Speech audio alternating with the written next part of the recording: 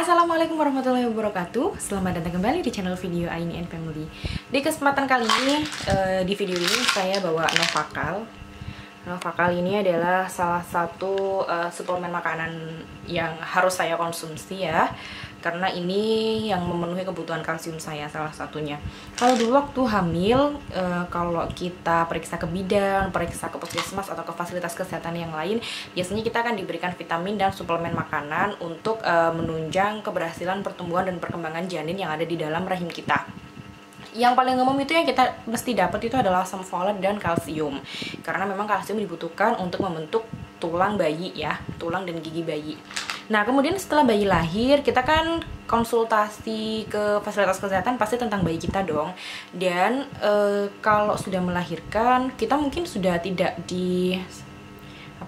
dikasih vitamin ya, entah kalsium atau asam folat gitu ya, sama bidan atau fasilitas kesehatan. Padahal yang harus kita ketahui bahwa kebutuhan kalsium ibu menyusui itu jauh lebih besar dibandingkan ibu hamil. Kalau ibu hamil itu kebutuhannya hanya 1000 mg per hari, kalau ibu menyusui 1300 mg per hari. Nah, kenapa lebih besar? Karena kan bayi itu butuh kalsium ya untuk pertumbuhan dan perkembangan tulangnya. Kalau bayi minum ASI berarti kalsiumnya itu harus diperoleh dari ASI. Kalau dia minum sufor berarti kalsium bayi itu akan diperoleh dari susu formula. Nah, oleh karena ibu menyusui itu membutuhkan kalsium yang banyak, bukan yang banyak ya, yang cukup untuk menunjang agar kualitas ASI kita bagus, sehingga kalsium kita ini bisa tersalurkan ke si bayi dengan cukup ya. Maka kita juga harus memenuhi kebutuhan kalsium tubuh kita. Caranya ya dengan makan makanan yang mengandung kalsium tinggi, atau enggak gitu. Kalau saya pribadi, karena saya memang merasa kurang mengkonsumsi makanan yang tinggi kalsium ya, maka saya mengkonsumsi suplemen makanan berupa kalsium ini. Salah satunya mereknya adalah Novakal.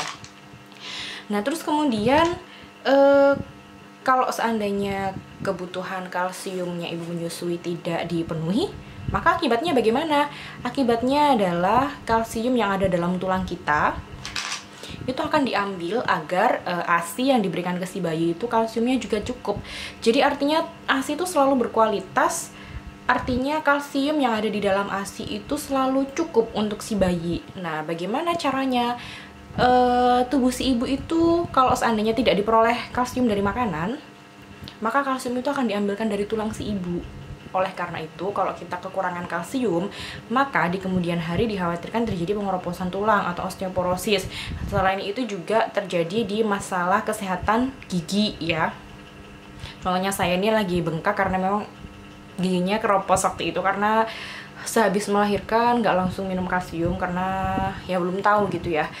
Terus kemudian selain itu, kalau kita kalsiumnya kurang, bisa jadi rambut rontok. Itu yang benar-benar saya alami. Jadi kayak gigi mulai ngilu, terus kemudian rambut jadi rontok. Itu karena memang kekurangan kalsium, itu langsung yang saya alami. Kalau ibu menyusui, kebutuhan kalsiumnya tinggi, maka makan makanan yang kita konsumsi juga harus yang mengandung tinggi kalsium. Contohnya adalah susu, kemudian keju, produk-produk susu yang lainnya, misalnya yogurt, kemudian sayur-sayuran yang berdaun hijau, misalnya okra, bayam, dan lain sebagainya. Pokoknya sayur-sayuran hijau itu biasanya kalsiumnya juga banyak. Terus kemudian makanan yang mengandung protein, misalnya edamame, tofu, tahu, itu juga banyak kalsiumnya. Daging, kacang, kedelai itu juga banyak kalsiumnya. Jadi kita harus makan makanan bergizi itu, apalagi yang tinggi kalsium, untuk mencukupi kebutuhan harian kalsium kita. Kemudian kalau bisa sih diusahakan agar tidak mengkonsumsi satu jenis makanan saja. Hal ini karena dalam satu makanan itu ada banyak nutrisi penting lainnya yang dia juga bisa digunakan sebagai penunjang agar ASI kita menjadi lancar. Selain itu, gini, waktu kita hamil, waktu ibu hamil, itu ada hormon estrogen ya, namanya hormon estrogen yang ada di dalam rahim. Hormon ini fungsinya menjaga kehamilan agar tetap agar mempertahankan kehamilan agar sampai lahir begitu ya. Namun ketika sudah melahirkan, maka hormon estrogen ini akan turun. Padahal hormon estrogen ini digunakan untuk ini ya, istilahnya menjaga kepadatan tulang begitu.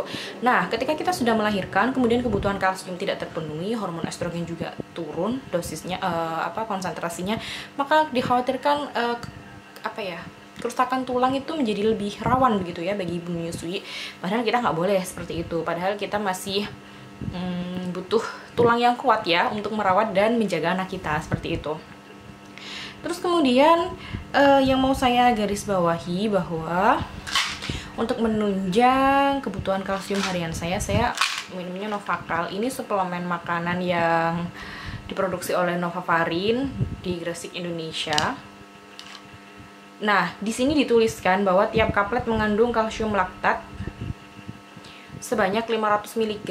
Ternyata kalsium laktat ini setara dengan kalsium 65 mg. Kalau ini ya, kalau ibu menyusui, ini di sini dituliskan 3 kali sehari 1 kaplet atau sesuai petunjuk dokter gitu. Jadi memang sehari itu minumnya 3 kali karena ini untuk menunjang kebutuhan kalsium kita begitu. Ini di sini dituliskan bahwa kegunaan dari Novakal ini adalah sebagai suplementasi kalsium pada anak-anak di usia pertumbuhan, wanita hamil dan ibu menyusui. Itu yang perlu digarisbawahi. Terus kemudian ini ada apa ya? Ini harganya 26.000, isinya 100 kaplet, jadi lumayan terjangkau. Karena saya kan ibu menyusui yang tidak meminum ASI booster atau enggak gitu. Saya juga tidak meminum susu-susu yang khusus untuk ibu menyusui. Jadi karena saya menyadari kekurangan saya yang tidak meminum hal-hal itu, vitamin ataupun suplemen makanan yang khusus untuk ibu menyusui, maka saya memutuskan untuk membeli Novakal ini. Tapi saya sudah konsultasi dengan bidan ya. Waktu itu saya bertanya karena kebutuhan kalsium ibu menyusui kan banyak, maka saya membeli suplemen kalsium. Kemudian saya minta pendapat bidan tersebut. Katanya memang bagus, harus disuplementasi kalsiumnya bukan hanya dari makanan tapi juga dibantu oleh ini ya, dari obat-obatan begitu. Ini fungsinya yaitu tadi untuk menjaga agar kesehatan tulang kita terjaga, kemudian gigi juga terawat. Ternyata kalau kita kekurangan kalsium dikhawatirkan di jangka panjang itu akan malah merugikan begitu ya. Bukan hanya merugikan diri kita di masa depan, tapi itu juga akan mempengaruhi kualitas ASI yang kita berikan ke si bayi. Kalau memang kualitas ASI yang kita berikan ke si bayi kurang bagus ya, misalnya kalsium dari tubuh kita kurang, kemudian kalsium yang ada di tulang kita sudah diambil, sudah habis, maka kalsium yang ada di dalam ASI itu akan menjadi rendah konsentrasinya. Kalau konsentrasi kalsium di dalam ASI rendah, tentu ini juga akan mempengaruhi perkembangan dan pertumbuhan tulang dan gigi bayi begitu. Kita tentu tidak menginginkan hal itu terjadi. Oleh karena itu saya sarankan untuk ibu-ibu sekalian, penuhi nutrisinya, penuhi kalsiumnya dan zat gizi lainnya yang dibutuhkan untuk ibu menyusui agar kualitas dan kuantitas ASI kita menjadi bagus begitu ya, karena ini semua demi anak kayak gitu. Oke, kurang lebihnya saya mohon maaf, semoga bermanfaat. Sampai ketemu lagi di video selanjutnya. Assalamualaikum warahmatullahi wabarakatuh.